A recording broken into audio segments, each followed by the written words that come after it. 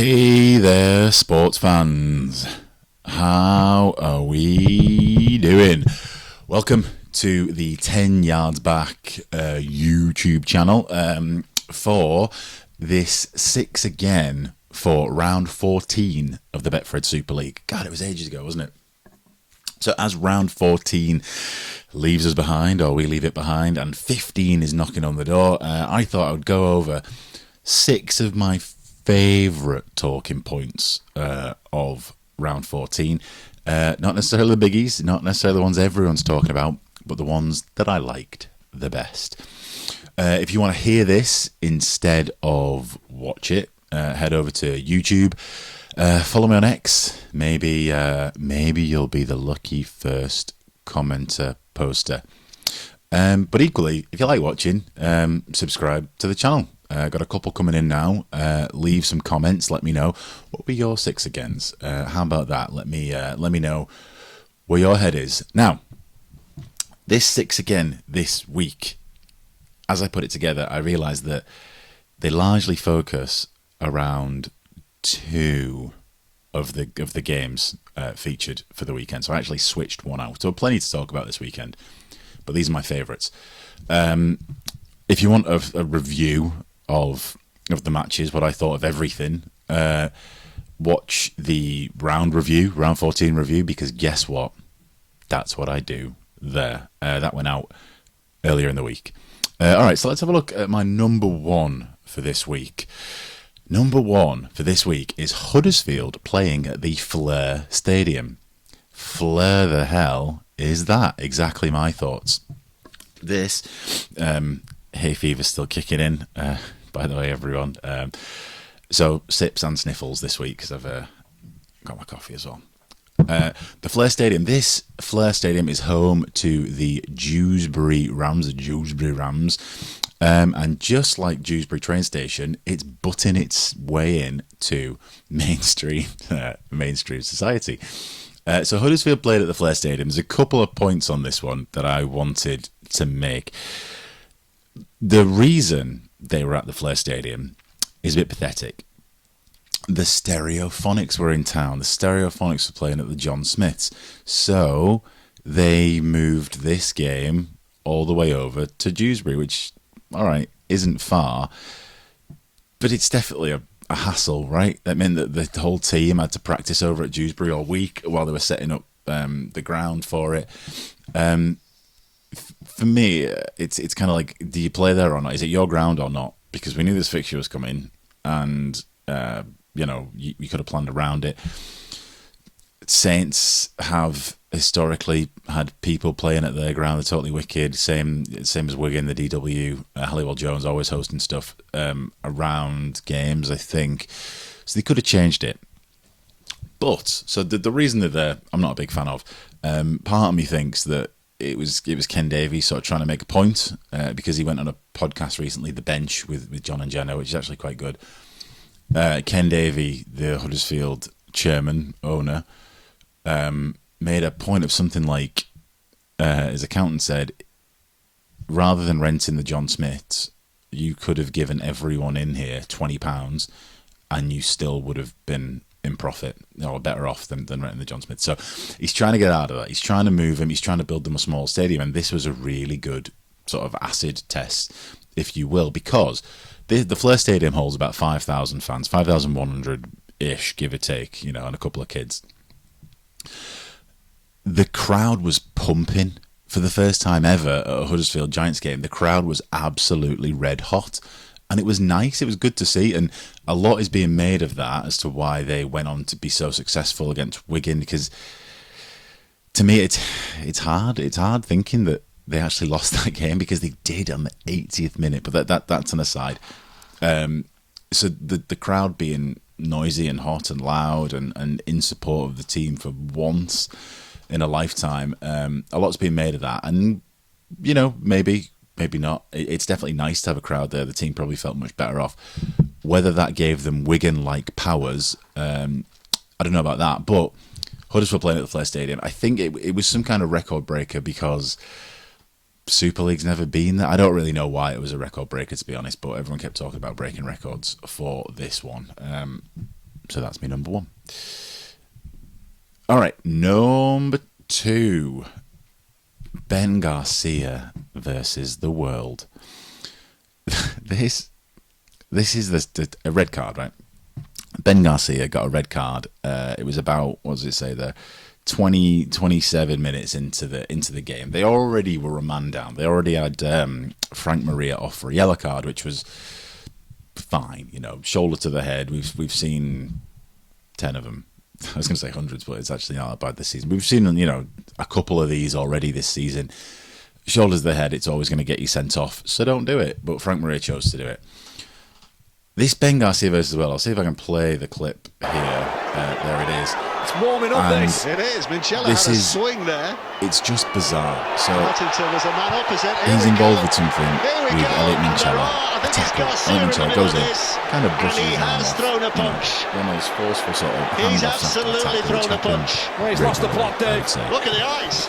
Look at the eyes. Then the ball is captain, played Benny on. Garcia. Everyone goes about their Absolutely business. lost the plot. And just from out of this just paints a nowhere, picture right behind, of where Ben the Garcia Dragons just are at goes the and cold moment. cocks Minchella, like from He might have behind, a number of weeks and then off as pushes well him to the here. ground. Yeah, no, he's gone. Silly. Minchella, I think, probably or Absolutely maybe silly from Benny calmed Garcia. this up a little bit because he hits the ground like a sack of shit. I think probably he realises what's going on. Maybe makes a bit of a meal out of it. Either way, he got absolutely sucker punched by some French guy. He knew from the moment. The team then run in, as they always do. Teams always run in to protect their player. And then Garcia took that upon himself to be like, all right, you're running in. Fucking you're getting one as well. I think it was it Whitbread? Yeah, you're getting one as well. Eesh. And another fucking punch, like just a right hook, like straight out. In the melee that ensues, Catalans players trying to get him off. There's actually a really funny thing where you can see Alric da Costa's face throughout all this. Ben Garcia's face is fucking crazy. Like he's just looking with his eyes ablaze, just looking at everyone. Like who's next? Who's getting another one? I got Jack Johnson and Tom O'Leary right here, guys. He's just looking for somebody else to lamp. And Alex da Costa's face is kind of like, nothing to see here, referee. Don't worry about it. It's just a regular handbags, eh? Meanwhile, everyone's just on the deck everywhere. And Garcia's just fucking looking at everyone. This cat, now obviously, like, the biff is fun. It's not really good. Sometimes it's inappropriate, and this was inappropriate. This was just clearly frustration. Garcia did not look bothered one bit as he headed off the field, which is telling of the Catalans' performance at the minute. So like the reason I'm bringing this up is because it was just so stupid. He's the captain of the team, and he just goes and cold cocks someone, and then just does it again to somebody else. He knows he's getting sent off for that. Maybe Ben Garcia's given up too. I don't know. Interesting. I'm recording this a little bit far out from the weekend, so we know what happened to Garcia from this one. He got given a grade E and only a 4-match ban. So grade E is usually 6 matches, that's it. His representative, lawyer, agent, whatever it was, said there were mitigating circumstances, and so we only got 4 matches. Whatever that means. I don't know what the mitigation could be. People are calling for Minchella to get something. I don't think he did anything wrong. He was doing what everyone always does. Garcia hits him from behind and then another player as well. I think a couple more than that, but I mean, you want to keep players on the field, don't you? Whatever. I think the big thing is he just didn't look bothered, and that was the insult for me. And then he goes and gets 4 matches, a reduced sentence. All right, number 3. There's no place like home for Hull FC. So on Friday, Hull FC played the Castleford Tigers. Now, this was a game. These are the stats going into the game. They should really have won this. Like, look, if you look at the league position, we got Hull FC 5th, Catalans 10th. They've won they got 7 more league points than them. That's 3.5 games worth of points more than them. So doing much better in the season. All right, they're not scoring too many more points than the Tigers, but they don't concede nearly as much. They've got almost 100 points less conceded. for Hull FC. However, the score turned out to be Castleford 22, Hull FC 14. Normally, that's fine. You had an off night, whatever, that's fine. They lost. Until you look a little bit deeper. And it turns out that Hull FC have not won a home game all season. Now, I've been talking about Hull FC as if they're the next big thing. Hull FC Wakefield, really, really surprising me this season. Really enjoying watching them play. I think they're great. But when you look at this, you're like, how is it that you've not won a single home game? I mean, look at this. We got Wigan at home, loss. Okay, that's Wigan. That's fine. Lee at home was a draw, which probably was a win. To be fair, if that, remember, what was it? Divot Gate. Hull KR at home. All right, you lost that one. They're playing the big hitters. To be fair, but it's just weird, isn't it? That they're doing so well, but only away. And it's just an interesting one. Coming up, they've got 8 home games left for the season, so they better kind of sort this one out. Maybe sack the water boy who's poisoning their drinks or something. Number 4. All right, so we go from another poor record, Hull FC at home, to the Catalans records. Now, this has been brewing for a couple of weeks, but I wanted to see where it ended up before I'd sort of burn this 6 again. So Catalans recently became the second team ever to lose 3 games in a row, nil points. The only other teams who have done that in the Super League era was Wakefield in the year that they were demoted. What was that, 2023, something like that. So, all right, Saints, Wigan, Hull FC, doing quite well this year. But if you look at the points differences, they were terrible games. And then they finally got a try at the weekend against Hull KR. All right, top of the table, nice one, good try. How many points did Hull KR score? 62 more points than the Catalans did. So they were probably just knackered at that point from diving on the ground all the time. So that's one record they've got. They've equaled that record, but don't worry. The Catalans Dragons have won something this week, and that was they've got the record now for the longest period on field without scoring. Normally, I don't like these sort of convoluted records of, like you can't count Wednesday games, or if it was a full moon and a leap year, then they didn't score any in the left-hand side of the field. Like sometimes it can get convoluted, but the last try that Catalans scored in the Super League was on the 3rd of May. The next one they scored was on the 13th of June. That's 41 days without scoring a try. All right, fine, there aren't games on all the days, so how can you count all those days? What you can do is count league minutes, and it turned up at 312 minutes of rugby league played without the Catalans scoring any points, whilst conceding a hell of a lot of points. So it's pretty bad. The second place, which I'm assuming was Wakefield before that, I think was about 260 minutes. So they've really, really done a number on that nil point record, have the Catalans Dragons. What's going on? I don't know, but you got to think that like the Ben Garcia just bowing out like that, like he did earlier on. Steve McNamara leaving, things like this. I don't know. To me, it seems a bit of a privileged position to be in. Catalans, everyone wants to keep him. Like no one really is really seriously saying that we should kick them out, because it's nice to go down there. They're a good team. They're brewing talent. It's a good thing to have them. So for him to just poorly perform like this, I don't know. I'm not a professional athlete, so I can't comment, but I think they kind of need to sort it out. Okay, number 5, Tom Burgess scrum play. No, this is safe for work. Don't worry. We're not getting weird on you.